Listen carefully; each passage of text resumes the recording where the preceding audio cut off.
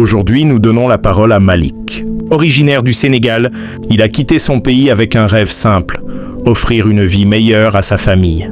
Mais une fois arrivé en Europe, la réalité a brisé ses espoirs. Sans papier, sans travail, sans repère, Malik s'est retrouvé face à la rue, contraint de survivre dans le silence et l'oubli. Son témoignage, sincère et bouleversant, révèle la face cachée du déracinement, celle de milliers d'hommes invisibles que la société ne voit plus. Écoutons aujourd'hui l'histoire de Malik, une histoire de courage, d'exil et de dignité. Tu sais, quand j'étais encore au pays, au Sénégal, la vie était pas belle, mais elle avait un goût.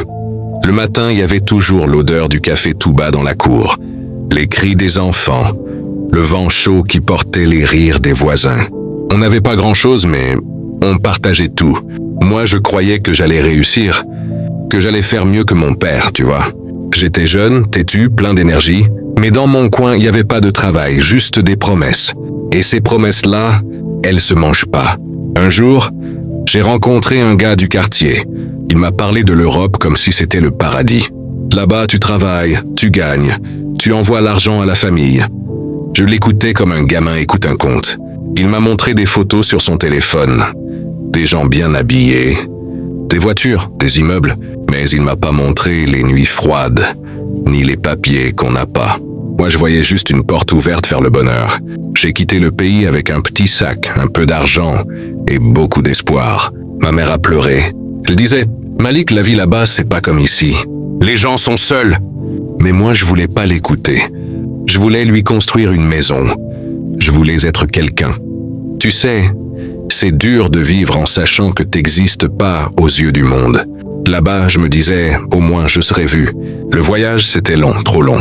J'ai traversé des routes où les gens meurent sans bruit, des nuits dans le désert, sans eau, sans sommeil.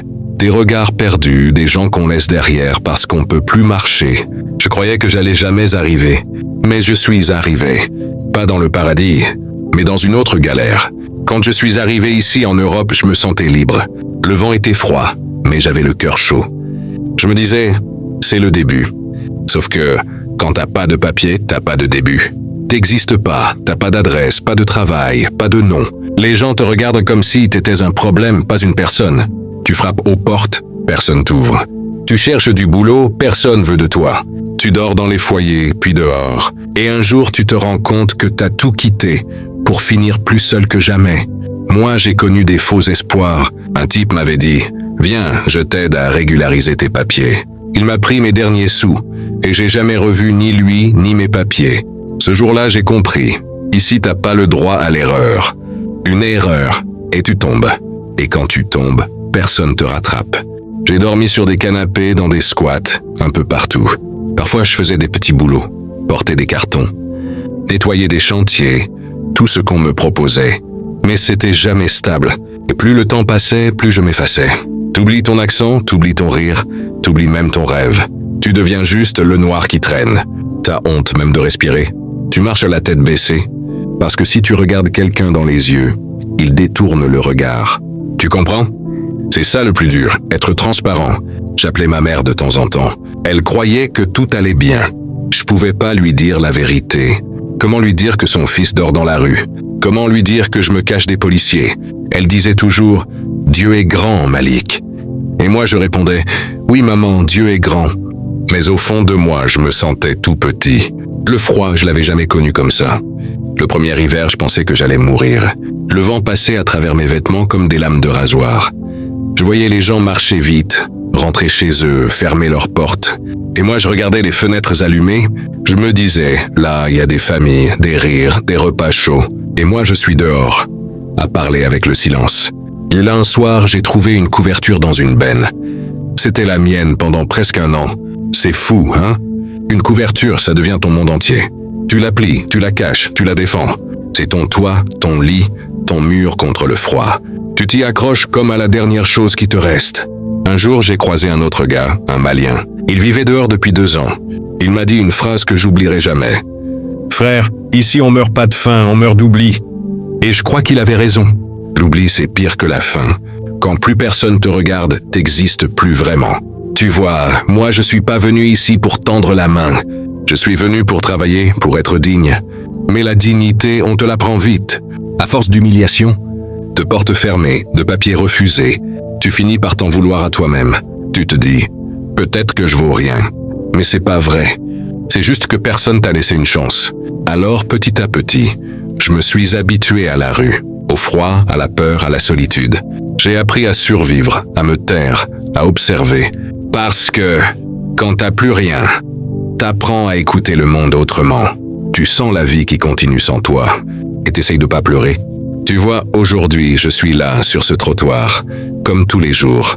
J'ai mon sac, ma couverture, ma bouteille d'eau vide, c'est tout ce que j'ai. Le matin, je me réveille avant le soleil, parce que le froid me réveille avant lui. Le béton, c'est dur, et le vent, il te parle, mais jamais pour te réchauffer. J'ouvre les yeux, je regarde le ciel, je dis adieu. Encore un jour. Et je me lève. La rue, c'est une école, mais sans diplôme. Elle t'apprend à te taire, à regarder, à comprendre les gens. Tu vois tout, ceux qui passent vite sans te voir, ceux qui tournent la tête par gêne ou par peur, et parfois un regard. Juste un regard. Ça te donne la force de tenir jusqu'au soir. Parce qu'ici, les regards, c'est rare. Il y a des jours où je me sens comme un fantôme. Je parle à personne, personne me répond. Le monde bouge, les voitures passent, les gens rient dans les cafés. Et moi, je suis là figé. C'est comme si j'existais dans un autre temps, un autre monde. Je me dis souvent, si je meurs ici, qui va le savoir? Peut-être le vent, peut-être personne. Le plus dur, c'est pas le froid, c'est pas la faim. Le plus dur, c'est la honte d'être devenu celui qu'on regarde avec pitié. Quand t'as faim, tu peux demander, mais quand t'as honte, tu demandes plus rien. T'attends que le monde t'oublie doucement. Parfois, je vais à la soupe populaire. Tu fais la queue, t'attends ton tour. Les bénévoles sont gentils, mais tu sens dans leur regard qu'ils voient ta misère. Et toi, t'aimerais qu'ils voient ton âme, mais non. Ils voient ton manteau sale, ton visage fatigué. Alors tu souris pour dire merci, même quand t'as envie de pleurer. La nuit, c'est une autre bataille. Il y a des coins plus sûrs que d'autres. Moi, je mets toujours mon dos contre un mur. Comme ça, personne peut m'attaquer derrière. Le bruit des voitures, des pas, des rires lointains, tout ça devient ta berceuse. Et quand t'arrives à dormir un peu, tu rêves du pays. Le sable chaud, la mer, les rires de ta mère. Puis tu te réveilles, le froid te reprend. La réalité aussi. Tu regardes autour, tu respires, tu dis « Je suis encore là ». Tu sais, dans la rue, tu rencontres beaucoup de gens comme toi. Des histoires différentes, mais la même douleur. J'ai rencontré un gars, il s'appelait Zahir. Il venait du Maroc, et il dormait à côté de moi sous un pont. Il disait toujours « Malik, faut pas laisser la rue entrer dans ton cœur. Si elle entre, t'es foutu. » Mais tu vois, la rue, elle finit toujours par entrer un peu. Parce qu'à force de dormir dehors, t'en fais ton adresse. T'appartiens plus à aucun endroit, sauf au trottoir. Il y a aussi des gens bons. Une dame, une fois, m'a donné un café chaud et m'a dit « Tiens bon ». J'ai failli pleurer.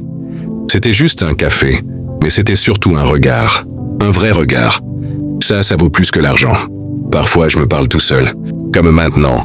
Parce que je me dis que peut-être quelqu'un va m'entendre. Peut-être quelqu'un comprendra que derrière chaque visage sale, il y a une histoire, un rêve, une douleur. Je suis pas né dans la rue. Je suis tombé dedans, comme beaucoup.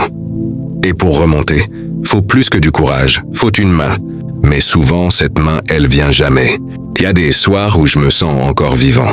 Quand je regarde le ciel plein d'étoiles, je me dis, elle brise pour tout le monde, même pour moi.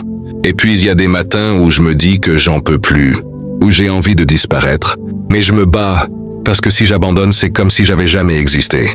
Tu sais, la rue, elle te vole pas seulement ton toit.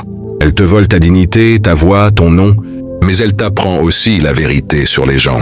Tu découvres que la richesse, c'est pas l'argent. C'est la chaleur humaine, un sourire, un mot, une main tendue. Et ça, il y en a peu. Des fois, je me dis que si un jour je sors de là, j'aimerais aider ceux qui vivent ce que je vis. Pas pour leur donner de l'argent, non. Mais pour leur parler, les écouter, parce que personne nous écoute. On parle, mais le monde a mis des écouteurs. Les gens passent, pressés, comme si la misère, ça pouvait être contagieux. Moi, j'ai arrêté de rêver d'un grand avenir. Aujourd'hui, mon rêve, c'est juste de dormir sans peur, de sentir mes mains chaudes, de me rappeler le visage de ma mère sans pleurer. C'est pas grand-chose, mais pour moi, c'est déjà tout.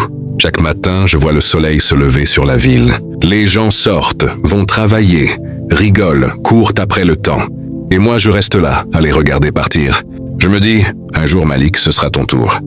Mais le jour passe et je reste assis. Toujours le même mur, la même couverture, la même solitude. Tu sais, il y a des jeunes comme moi qui quittent encore le pays en pensant que l'Europe, c'est le rêve. J'aimerais leur dire la vérité. T'es pas un rêve, c'est un combat. Et si t'as pas les papiers, t'es personne. Tu peux être fort, intelligent, travailleur, mais sans papier, t'existes pas. C'est comme vivre en transparence. Mais malgré tout, je garde un peu de lumière en moi. Parce que si je la perds, la rue gagne. Et je veux pas qu'elle gagne entièrement. Alors je continue à parler, à raconter. Peut-être qu'un jour, quelqu'un tombera sur cette vidéo. Peut-être qu'il se reconnaîtra. Peut-être qu'il tendra la main à un autre. Et là, je me dirai que ma voix aura servi à quelque chose. Alors si tu m'écoutes là derrière ton écran, si t'as pris le temps d'entendre mon histoire, je te dis merci. Vraiment. Parce qu'en m'écoutant, t'as déjà fait un geste. Et si tu veux pas que d'autres comme moi restent invisibles, partage, abonne-toi à cette chaîne, pas pour moi, mais pour qu'on continue à donner une voix à ceux que la rue a fait taire. Parce que moi, Malik, je suis encore là, toujours sans abri, mais pas sans espoir. Pas complètement. L'histoire de Malik, c'est celle d'un homme parmi tant d'autres. Un homme qui a quitté sa terre avec l'espoir d'un avenir et qui se bat aujourd'hui simplement pour exister.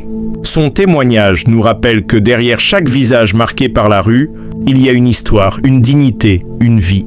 Si cette histoire vous a touché, laissez un commentaire pour nous dire depuis quel pays vous regardez ce témoignage de Malik. Votre message, c'est une façon de lui dire qu'il n'est pas seul.